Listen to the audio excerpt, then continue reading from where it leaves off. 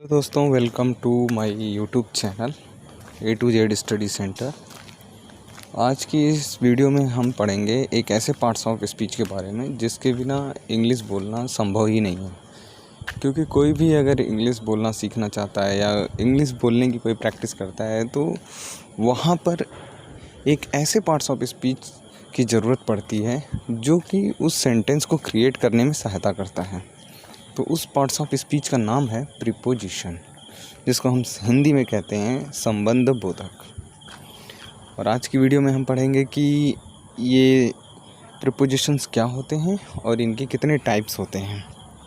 Preposition बहुत ही important parts of speech होता है, क्योंकि आज की कोई भी आप एग्ज़ाम उठा के देख लीजिए या कोई भी आप कॉम्पिटिटिव एग्ज़ाम देख लो या स्कूल्स के बोर्ड के एग्ज़ाम्स देख लो, सभी एग्ज़ाम्स में यही देता है कि fill in the blanks correct preposition.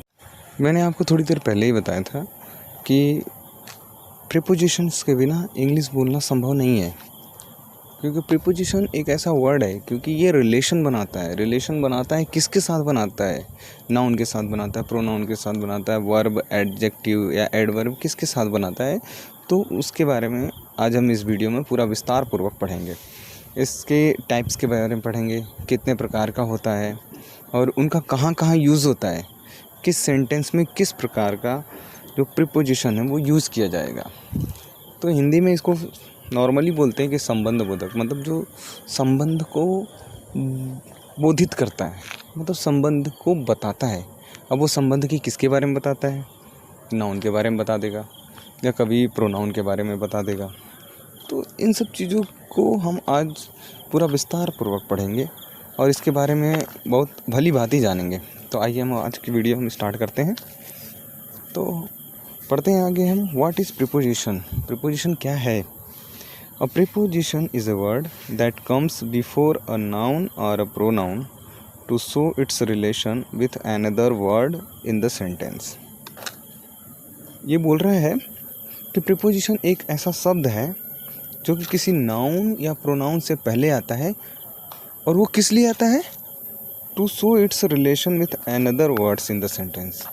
वो जो सेंटेंस में जो अदर वर्ड आए होते हैं उनके रिलेशन को बताने के लिए वो किसी नाउन या प्रोनाउन से पहले यूज किया जाता है।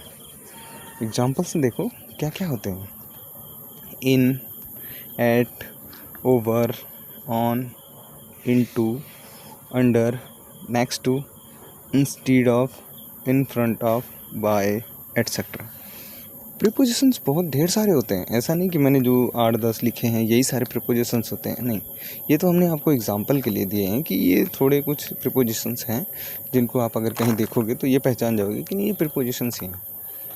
बट ये प्रीपोजिशंस कहाँ पे यूज़ किए जाते हैं और ये अनदर जो वर्ड्स होते हैं जो सेंटेंस में, उनकी जो रिलेशन के बारे में वो कब बताते हैं और कहाँ बताते हैं, इनके बारे में ये देखो। ये जो प्रीपोजिशंस होते हैं वो नाउन या प्रोनाउन के पहले ही यूज़ होते हैं, लेकिन वो जो जो वर्ड्स होते हैं या कोई भी दूसरा कोई भी शब्द होता है उसके बारे में या उसके साथ जो रिलेशन होता है उसको दर्शाता है कि आपको कहाँ पे इन का प्रयोग करना है, कहाँ पे ऐड का प्रयोग करना है, कहाँ पे ओवर का प्रयोग करना है। इन सब चीज़ों के बारे में वो बताता है। लेकिन आपको मैं केवल अगर प्रीपोजिशन नहीं बता दूँ फिर उसके बाद उसको सेंटेंस में अगर यूज़ करके नहीं बताऊँगा तो आप बिल्कुल नहीं समझ पाएंगे कि नहीं, कि हाँ इन सब जो प्रीपोजिशंस आए हैं इन सब का कहाँ पे यूज़ होता है और कैसे यूज़ होता है। तो देखते हैं हम सेंटेंस को कैसे। पहला सेंटेंस है the aeroplane is flying over the bridge. दूसरा है Jerry jumped into the well. और देखो पहले सेंटेंस को अगर हम देखेंगे कि जो एरोप्लेन है वो ब्रिज के ऊपर उड़ रहा है। हिंदी में समझो, एरोप्लेन ब्रिज के ऊपर उड़ रहा है। तो हमने क्या बोला था कि नाउन या प्रोनाउन से पहले होता है, लेकिन वो किसी दूसरे वर्ड का क्या है, उसको रिलेशन बताता है। तो देखो जो एरोप्लेन है वो उड़ रहा है, बट किसके ऊपर उड़ रहा है? ब्रिज के ऊपर है, उड़ रहा है, तो उसका रिलेशन बता रहा है वो। तो ओवर वर्ड क्या है? वो प्रीपोजिशन है। ऐसे है Jerry jumped into the well. Sita ran towards her father. इसमें टुवार्ड्स जो है वो प्रीपोजिशन है। चौथा है Ram pass the ball to Shyam. इसमें टू जो है वो प्रीपोजिशन है। He lives across the street. इसमें जो अक्रॉस वर्ड है वो प्रीपोजिशंस है। तो देखो जो भी हमने अभी 5 सेंटेंस आपको दिए हैं उसमें जो प्रीपोजिशंस हमने यूज़ किए हैं, ओवर, इनटू, टुवर्ड्स, टू या अक्रॉस, ये जितने भी प्रीपोजिशंस हैं ये क्या है कि नाउन या प्रोनाउन से पहले देखो यूज़ किए गए हैं। अब ये नाउन और प्रोनाउन पहले यूज़ तो किए गए हैं, लेकिन ये करते क्या है, उनके दूसरे जो वर्ड हैं उनके साथ ये रिलेशन को दिखा रहे हैं। इसको और अच्छे से समझना है तो अभी हम इसके जो प्रीपोजिशंस हैं उसके टाइप्स के बारे में पढ़ेंगे तो हम और अच्छे से समझेंगे। तो आगे बढ़ते हैं। टाइप्स ऑफ प्रीपोजिशंस, तो टोटल 6 प्रकार के प्रीपोजिशंस होते हैं। इन्हीं के अंदर में जितने सारे प्रीपोजिशंस हैं वो सारे आते हैं।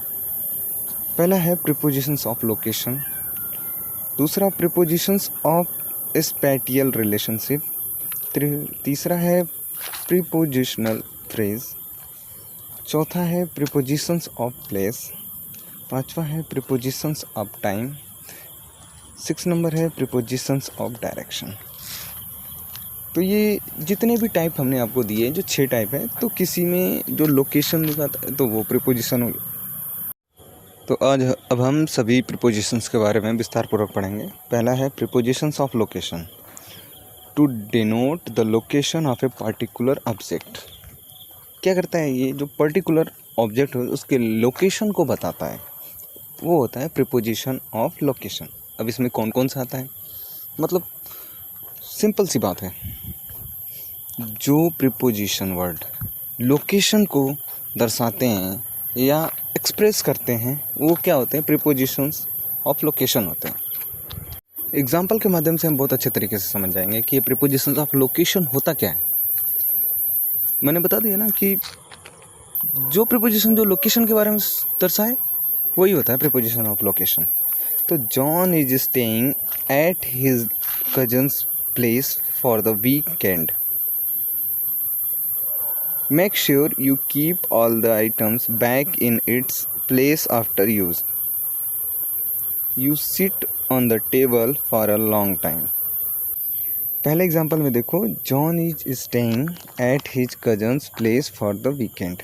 यहाँ पे लोकेशन कौन सा वर्ड है बता रहा है, एट जो है वो बता रहा है कि his cousins place. Second example में है make sure you keep all the items back in its place after use.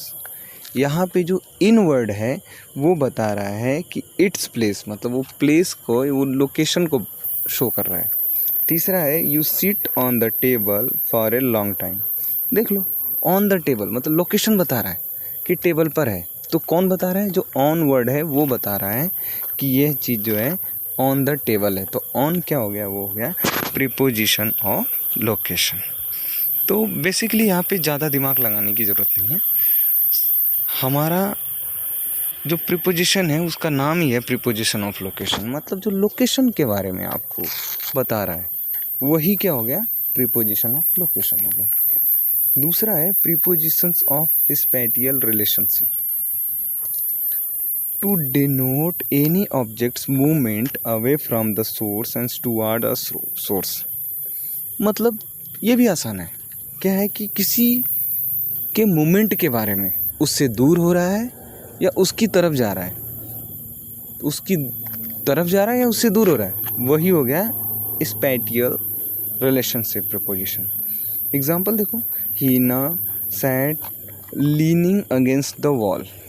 Wall के अगेंस्ट है तो उससे दूर जा रहा है या उससे पास आ रहा है। तो जो अगेंस्ट वर्ड है वो क्या है, वो स्पैटियल रिलेशनशिप प्रीपोजिशन है। दूसरा है the circus was स्टेशनड opposite the garden. यह भी बता दिया, ये क्या बोल रहा है, अपोजिट मतलब उसकी तरफ है या उससे दूर है। Lakshmi sat beneath the banyan tree, ये भी बता दिया कि बीनीथ जो वर्ड है वो रिलेशनशिप यहाँ पे शो कर रहा है, उसके मूवमेंट को अवे फ्रॉम द सोर्स या फिर towards from the source. Next है प्रीपोजिशनल फ्रेज। फ्रेज क्या होता है, a combination of a preposition and a noun. इसका एग्जांपल हम देखेंगे। फर्स्ट एग्जांपल है see to it that you reach the venue on time. Second है the medicines you asked for are out of stock. Third है make sure you fill in the forms at once. Fourth one you were able to finish it only with the help of his friends. Prepositional phrase मतलब क्या हो गया कि एक preposition और एक noun का जो कॉम्बिनेशन है वो प्रीपोजिशनल फ्रेज हो गया। तो पहले में दैट, दूसरे में फॉर, तीसरे में इन और चौथे में विथ। ये जो चारों एग्जांपल मैंने बताए, चारों में जो जो प्रीपोजिशन यूज़ हुए हैं वो क्या है कि वो कॉम्बिनेशन है किसका, एक प्रीपोजिशन और एक नाउन का। नेक्स्ट है प्रीपोजिशंस ऑफ प्लेस। बस जो नाम दिया है उसी से उसका मीनिंग निकालो। टू इंडिकेट द प्लेस और पोजीशन ऑफ समथिंग, किसी भी चीज़ का अगर प्लेस या पोजीशन जो भी प्रीपोजिशन बताता है वही प्रीपोजिशंस ऑफ प्लेस होता है। एग्जांपल देखो, he has kept the book he borrowed from you on the table. Second है the cat hide behind the door. The dog jumped over the fence. He was waiting in front of the RTO। अब देखो example 1 में जो on है, example 2 में behind, example 3 में over और 4 में जो ऑफ है, ये जो चारों शब्द हैं ये क्या करते हैं, किसको इंडिकेट कर रहे हैं, ये प्लेस को इंडिकेट कर रहे हैं, किसी भी जगह को इंडिकेट कर रहे हैं या उसके पोजीशन के बारे में बता रहे हैं। तो मतलब ये क्या हो गए, वही है प्रीपोजिशन ऑफ प्लेस। मतलब जो प्लेस को जो शो कर रहा है, इंडिकेट कर रहा है, उसको ही हम प्रीपोजिशन ऑफ प्लेस बोलते हैं। इसमें ज़्यादा कोई टेक्निकल या साइंस लगाने की ज़रूरत नहीं है कि हमें प्रीपोजिशन ऑफ प्लेस कैसे पता करेंगे या प्रीपोजिशन ऑफ प्लेस होता क्या है, ये सब सोचने की ज़रूरत नहीं है। नेक्स्ट पढ़ते हैं prepositions of time. Preposition of time मतलब जो टाइम को इंडिकेट करता है वही जो हो गया प्रीपोजिशन ऑफ टाइम हो गया। एग्जाम्पल देखो, we will be meeting on Friday. The bank will be open from 10 AM to 4 PM। Third है can you come after some time. Fourth है we have been asked to work from home until the end of year. देखो example 1 में on Friday मतलब ये time के बारे में बता रहा है। सेकेंड में क्या है, फ्रॉम 10 AM to 4 PM, ये भी समय के बारे में बता रहा है। तीसरे में है कि आफ्टर सम टाइम, ये भी बोल रहा है कि कुछ समय बाद के लिए। चौथे में क्या है कि from home until the end of year, ये भी बोल रहा है कि जो until the end of the year, मतलब ये क्या है, ये सब सभी समय के बारे में बता रहे हैं। तो मतलब वे प्रीपोजिशंस जो समय को इंडिकेट करते हैं या समय के बारे में बताते हैं या किसी भी वाक्य में वो समय को प्रदर्शित करने के लिए यूज़ किए जाते हैं, उन प्रीपोजिशंस को हम क्या बोलते हैं, प्रीपोजिशंस ऑफ टाइम। अब हम बात करेंगे प्रीपोजिशंस ऑफ डायरेक्शन। डायरेक्शन का मतलब ये नहीं हुआ कि इसमें ईस्ट वेस्ट नॉर्थ साउथ इनके बारे में बात करेंगे, इसका मतलब नहीं है। इसमें क्या है, to denote the direction in which something moves और रिएक्ट। तो इसका एग्जांपल है, Sita ran towards her father. Rohit jumped into the river to help his sister. Arun passed the book to Aman. Poor lifes across the street. इसमें क्या उसको बता रहे, उसका डायरेक्शन बता रहा है, मतलब किसकी तरफ उसका झुकाव है, किसकी तरफ उसका रिएक्शन है, उस सब चीज़ों के बारे में वो शो करता है। तो पहले जो एग्जांपल है उसमें जो टुवार्ड्स है वो प्रीपोजिशन ऑफ डायरेक्शन है, सेकंड में इनटू है, थर्ड में आपका टू है और फोर्थ में जो है वो अक्रॉस है। आज की वीडियो में मैंने आपको जितने भी प्रीपोजिशंस बताए हैं, उन प्रीपोजिशंस को मैंने उनकी क्वालिटी के हिसाब से मैंने सेग्रीगेट किया है कि वो प्रीपोजिशंस ऑफ प्लेस है या टाइम्स है या डायरेक्शन है या किसी भी चीज़ के पोजीशंस के बारे में है। तो इन सब चीज़ों के बारे में मैंने आज की वीडियो में बताया है। तो अगर वीडियो आपको अच्छी लगे तो लाइक और सब्सक्राइब ज़रूर कीजिए। Thank you.